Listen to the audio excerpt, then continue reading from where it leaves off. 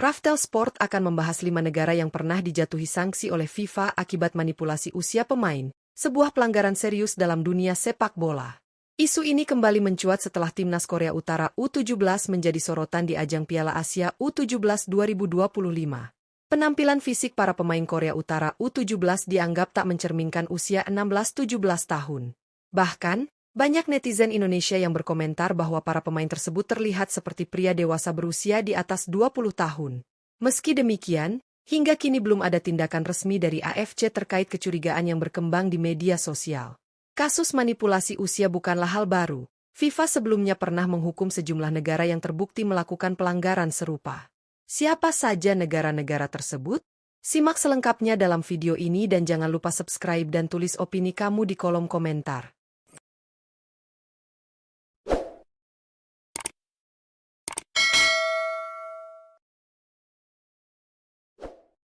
Ghana.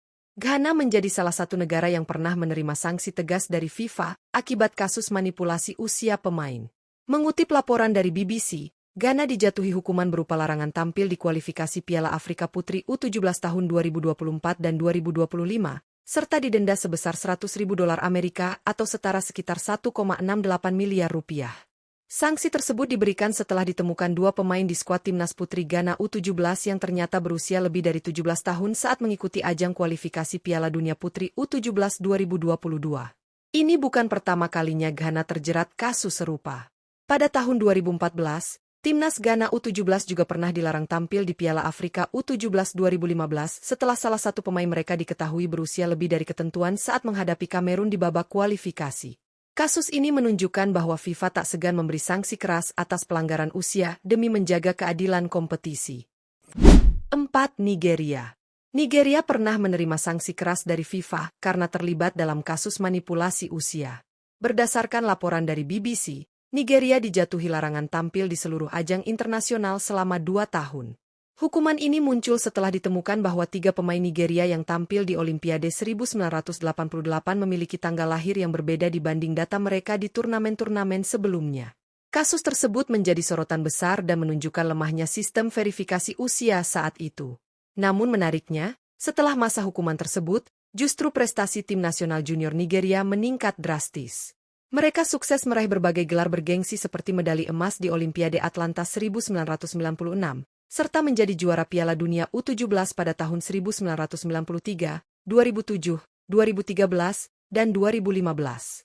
Hal ini menunjukkan bahwa dengan pembenahan sistem, potensi besar sepak bola Nigeria bisa tumbuh tanpa harus melanggar aturan.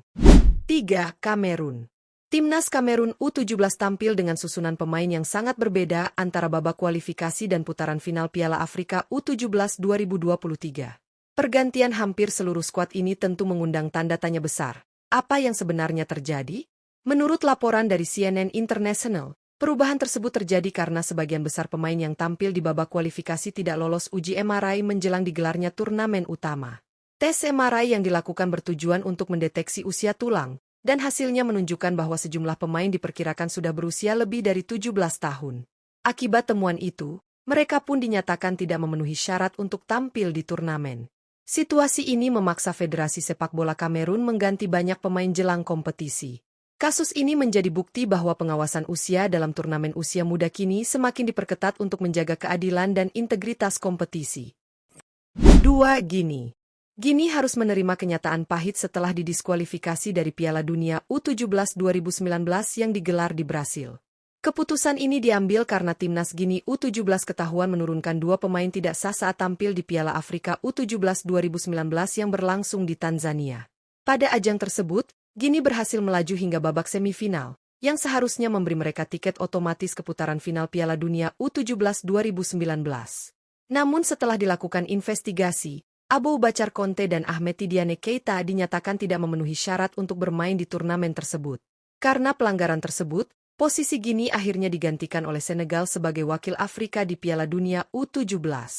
Informasi ini dikonfirmasi oleh pernyataan resmi dari CAF, seperti yang dikutip Raftel Sport dari BBC. Kasus ini menambah daftar panjang negara yang tersandung masalah manipulasi usia di level junior. 1. Sudan. Timnas Sudan U17 harus menerima kenyataan pahit setelah didiskualifikasi dari ajang kualifikasi Piala Afrika U17 2023. Keputusan tersebut diambil karena sejumlah pemain mereka diketahui tidak lagi berada dalam batas usia yang ditentukan untuk kategori U17. Menurut laporan dari BBC, ketidaksesuaian usia ini terungkap setelah para pemain menjalani tes pemindaian pergelangan tangan, sebuah metode medis yang umum digunakan untuk mendeteksi usia biologis. Hasil dari tes tersebut menunjukkan bahwa beberapa pemain berusia di atas 17 tahun, sehingga tidak memenuhi persyaratan untuk tampil di turnamen tersebut. Akibatnya, Sudan harus mundur dari persaingan dan tidak bisa melanjutkan perjuangan di ajang kualifikasi. Kasus ini menambah daftar negara yang terlibat dalam masalah manipulasi usia, sebuah isu serius yang terus menjadi perhatian dalam kompetisi kelompok umur di dunia sepak bola. Kasus manipulasi usia di dunia sepak bola usia muda memang bukan hal baru. Dan 5 negara yang sudah kita bahas tadi hanyalah sebagian contoh dari betapa seriusnya isu ini. Dari Sudan hingga Ghana, masing-masing mengalami konsekuensi berat, mulai dari diskualifikasi hingga larangan tampil di ajang internasional. Ini menunjukkan bahwa federasi sepak bola dunia seperti FIFA dan CAF terus memperketat pengawasan demi menjaga integritas dan keadilan dalam kompetisi. Isu serupa kini kembali mencuat usai penampilan fisik timnas Korea Utara U17 yang menimbulkan kecurigaan netizen. Meski hingga kini belum ada keputusan resmi dari AFC, kasus-kasus sebelumnya membuktikan bahwa investigasi dan tindakan tegas bisa saja menyusul. Bagaimana menurut kalian? Apakah AFC akan turun tangan menyelidiki Korea Utara U17? Tulis pendapat kalian di kolom komentar. Dan jangan lupa untuk like, share, dan subscribe Raftel Sport agar tidak ketinggalan update terbaru seputar sepak bola.